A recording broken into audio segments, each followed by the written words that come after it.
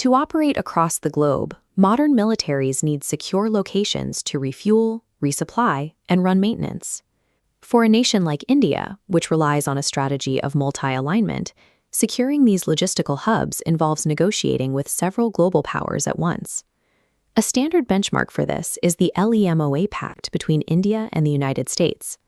It functions like a pit stop, allowing military vessels and aircraft to briefly use each other's bases to refuel before heading back to sea. Now, New Delhi and Moscow have officially operationalized a deeper tier of cooperation, the Reciprocal Exchange of Logistics Agreement, or RELOS. While logistics agreements like LEMOA are built for quick transit, RELOS allows foreign militaries to physically station their personnel and equipment on the partner's soil for extended periods.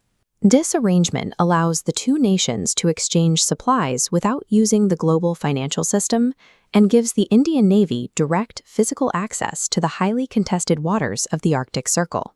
The first pillar of RELOS establishes a high ceiling for the sheer number of personnel involved. Up to 3,000 military personnel can now be stationed simultaneously within the borders of the partner nation. This diagram shows the hardware quotas: 3,000 troops, 5 warships, and 10 military aircraft.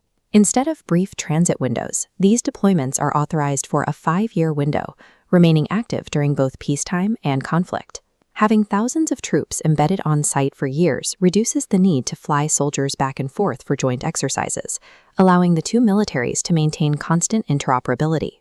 This clause shifts the Indo-Russian military relationship from one of occasional visitors to long-term strategic partners capable of immediate joint crisis response. Sustaining 3,000 soldiers with food, securing their housing, and providing technical support, far from their home base, carries a massive price tag.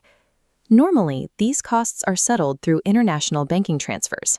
However, Russia faces severe sanctions that make standard currency transfers highly restrictive. The second pillar of RELOS addresses this through a cost reimbursement clause that enables the two nations to barter for logistics instead of using cash. Under this system, when Russian troops operate out of an Indian base, New Delhi can pay for the hosting costs directly, providing the local food, rent, and daily supplies. This flowchart demonstrates how the reciprocal loop works. India provides the physical, logistical support, and Russia can settle that debt by shipping commodities like crude oil or military hardware back to India. By trading physical goods for base access, the two nations have built a closed economy that operates independently of Western financial networks. Geographically, the pact provides a significant trade-off. For Moscow, it secures long-term logistical support for its naval vessels operating in the Indian Ocean.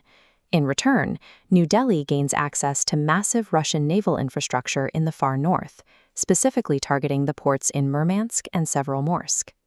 This northern access is becoming more valuable as rising temperatures continue melting away thick Arctic sea ice, uncovering waterways that were once frozen solid. These waters are turning into active commercial shipping lanes, offering new routes that can cut thousands of miles off global trade trips.